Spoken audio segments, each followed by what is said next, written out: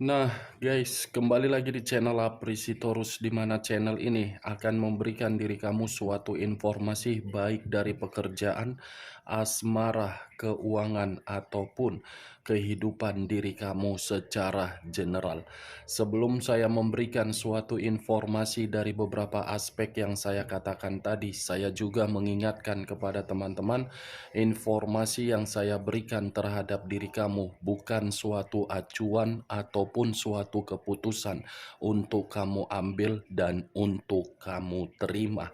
Saya hanya bisa memberikan diri kamu suatu informasi berdasarkan kartu yang saya pegang ini. Diri kamu hanya bisa berencana terhadap kehidupan kamu, akan tetapi di balik dari informasi dan perencanaan tersebut, lagi-lagi yang menentukan adalah Sang Pencipta. Sebelum saya mengambil satu persatu kartu yang saya pegang ini secara acak, saya juga mengingatkan kepada teman-teman apabila ketemu dengan channel saya agar menekan tombol subscribe-nya dan menyalakan loncengnya supaya next video saya lebih semangat untuk memberikan suatu informasi baik terhadap kondisi energi kamu, manusia yang selama ini kamu prioritaskan, serta pihak ketiganya. Oke Wak Geng, sama seperti biasanya saya tidak memiliki judul atau topik yang akan saya angkat atau yang akan saya bahas, tetapi saya akan berusaha untuk berbagi cerita dari setiap kartu yang akan saya ambil nanti secara acak. Apakah cerita di balik dari kartu tersebut akan memberikan suatu gambaran terhadap berbagai orang atau kebalikannya? Kita langsung saja. Saya akan mengambil beberapa kartu, di mana kartu yang akan saya ambil nanti bisa saja bersifat resonate, bisa saja tidak bersifat resonate. Semuanya saya kembalikan terhadap pola pemikiran kamu, semuanya saya kembalikan terhadap situasi, energi yang kamu miliki untuk saat ini.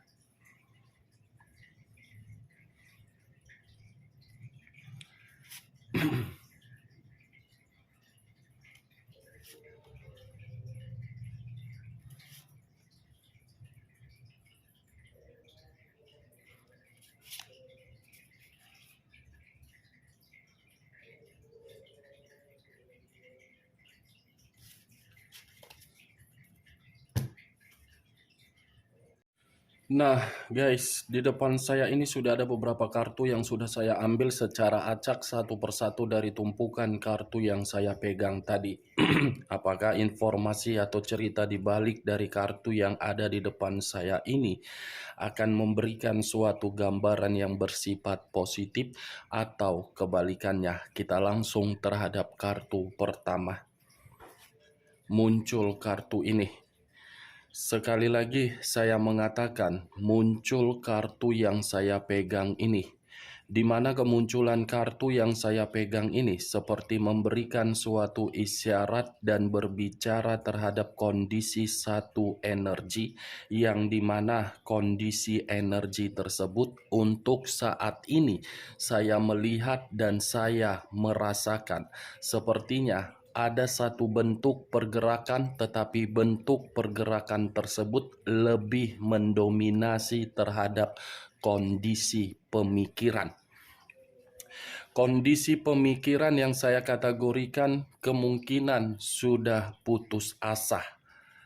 Putus asa dalam arti apa? Sudah terlalu banyak sesuatu hal di luar dari kemampuan atau di luar dari dugaan terjadi, Kalau saya mencoba untuk mengarahkan kartu yang saya pegang ini terhadap posisi energi yang dimiliki oleh pihak lain atau orang lain, serta mengesampingkan satu energi yang saya katakan tadi, kartu ini seperti memberitahukan bahwasannya sifat atau karakter yang dimiliki oleh pihak lain, seperti seseorang yang hanya hadir untuk memberikan berbagai tindakan yang dimana tindakan tersebut berbagai kesalahan.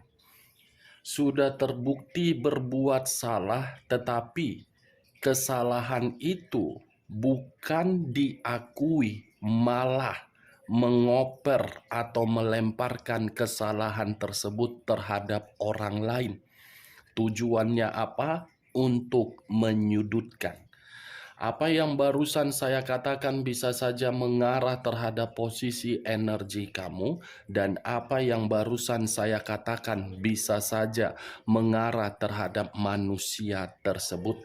Akan tetapi, sebelum saya memberikan suatu informasi terhadap kemunculan kartu yang saya pegang ini, terlebih dahulu saya akan mengarah terhadap posisi energi kamu sebelum saya mengarah terhadap manusia tersebut.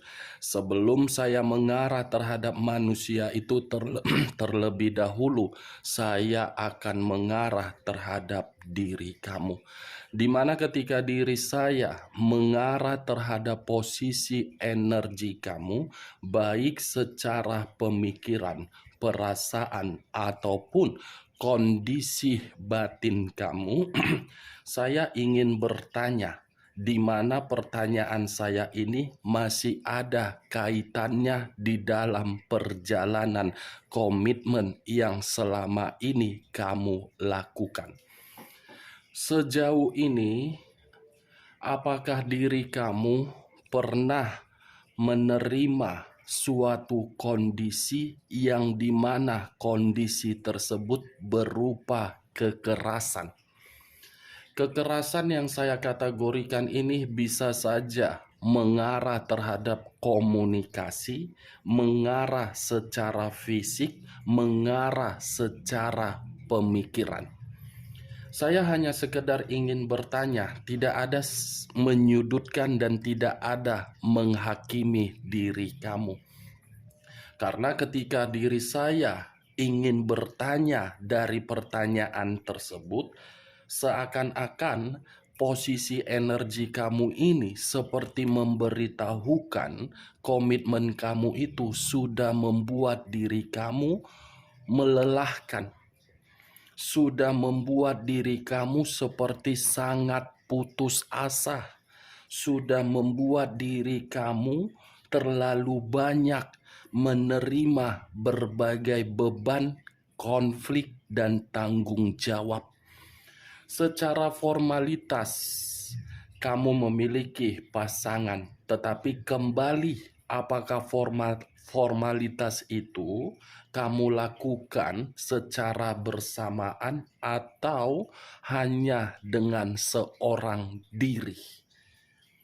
Itu yang saya lihat, benar atau tidak tergantung terhadap pola pemikiran kamu untuk menanggapi perkataan saya tadi. Kartu pertama yang saya pegang ini terdiri dari 5 tongkat.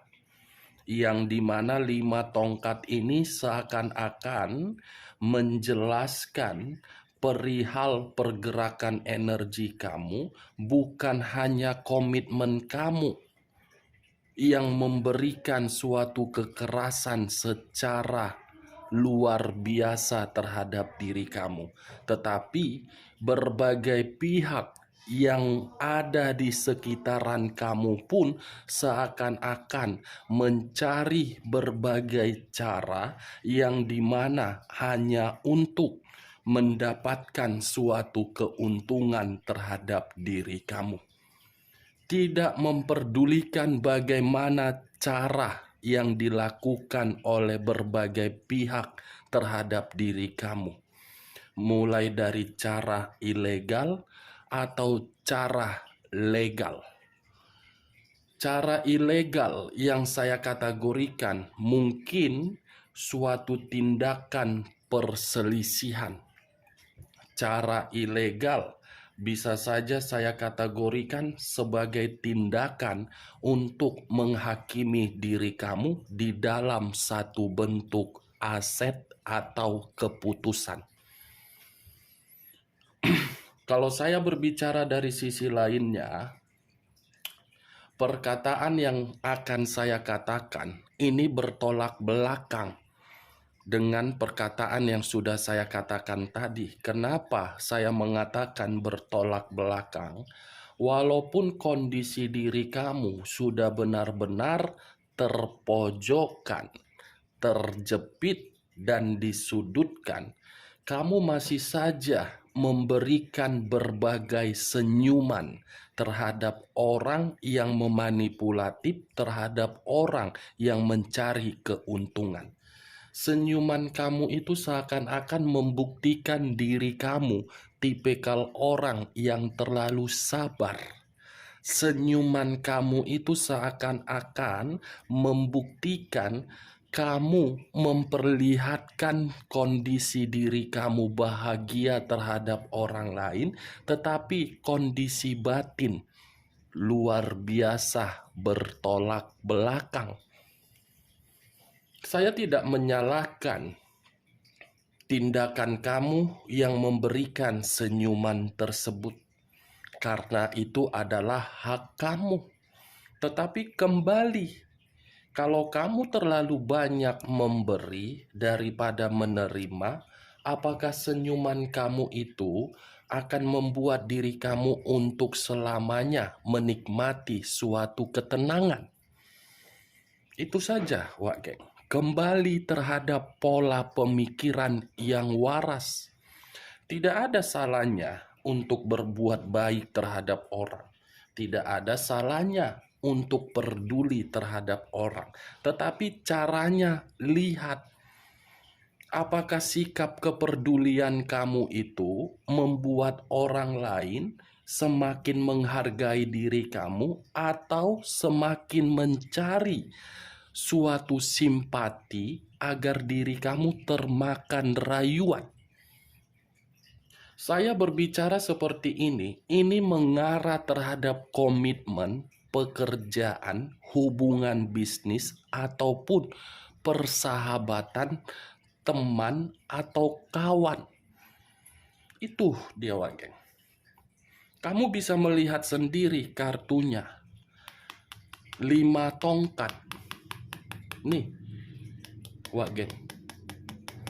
Kartu yang mengharuskan saya berbicara seperti itu. Dan lagi-lagi saya mengingatkan, perkataan saya ini tidak ada maksud untuk memberikan suatu sugesti terhadap pemikiran kamu agar diri kamu berhenti untuk berbuat baik terhadap orang lain. Tetapi perlu kamu ketahui, yang baik saja belum tentu kita dapat yang baik, apalagi yang jahat. Hiduplah senetral mungkin. Buatlah tindakan sebagaimana batas dan kapasitas kamu. Jangan terlalu melebih-lebihkan, karena sesuatu hal yang berkaitan terhadap berlebih-lebihan itu tidak baik. Contohnya apa? Komitmen kamu. Kamu berusaha untuk memprioritaskan manusia itu. Tetapi kembali, apakah manusia itu memprioritaskan diri kamu? Kan tidak. Siapa tahu manusia itu pernah bermain tangan terhadap diri kamu. Dan siapa tahu manusia itu pernah memberikan diri kamu ancaman. Komitmen kamu dari kartu yang saya pegang ini, komitmen yang penuh dengan perselisihan. Baik secara hubungan LDR, rumah tangga, sampai diri kamu menerima suatu status single parent. Itu dia geng. Bagaimana perkataan saya tadi bisa masuk secara logika kamu? Kalau bisa masuk secara logika kamu silakan angkat. Tetapi kalau tidak usah kamu angkat dan jangan paksakan terhadap kondisi energi kamu agar perkataan saya tadi bisa bersifat resonate ataupun tidak resonate. Karena saya berbicara seperti ini ketika mengangkat kartu ini, saya hanya menganggap sebagai gibahan saja. Saya hanya menganggap suara saya ini sebagai radio yang tidak berkualitas dan tidak bermutu. Anggap channel YouTube saya ini sebagai channel yang dimana hanya untuk menyudutkan seseorang dan membenarkan seseorang. Tetapi kalau kamu memiliki pemikiran yang bisa menyaring seluruh perkataan saya, mungkin kamu tahu tujuan dari perkataan saya ini mengarah untuk siapa. Kalau saya berbicara dari sisi lainnya dan mengarahkan kartu yang saya pegang ini terhadap posisi energi yang dimiliki oleh orang yang meninggalkan diri kamu, kartu ini seperti memberitahukan manusia itu sedang menerima yang namanya konflik. Tetapi konflik yang saya kategorikan ini berasal dari kondisi batin. Berasal dari kondisi batin, yang dimana kondisi batin itu seperti bercermin. Bercermin dalam arti apa? Masih ingin terkoneksi, tetapi koneksi tersebut berbeda arah. Itu yang saya lihat, yang saya rasakan. Untuk saat ini, saya tidak terlalu lebih mendominasi terhadap posisi energi kamu, tetapi saya lebih mendominasi terhadap manusia tersebut, yang dimana manusia itu dengan kemunculan kartu ini seperti sedang menangis. Menangis karena dicurangi, menangis karena mencurangi orang. Ini Dewa Geng. Kita lihat kartu berikutnya. Muncul 5 koin. 5 of Pentacles. Kalau saya mencoba untuk menarik satu koin dari kelima koin tersebut, satu koin yang saya tarik ini seperti memberitahukan yang dimana posisi energi manusia tersebut letaknya di dalam kondisi kesehatan. Mungkin saya mengategorikan kesehatan dia sedang terganggu. Sedang terganggu. Saya tidak tahu apakah manusia itu memiliki penyakit bawaan atau mungkin penyakit dari pihak ketiganya atau mungkin penyakit dari berbagai orang.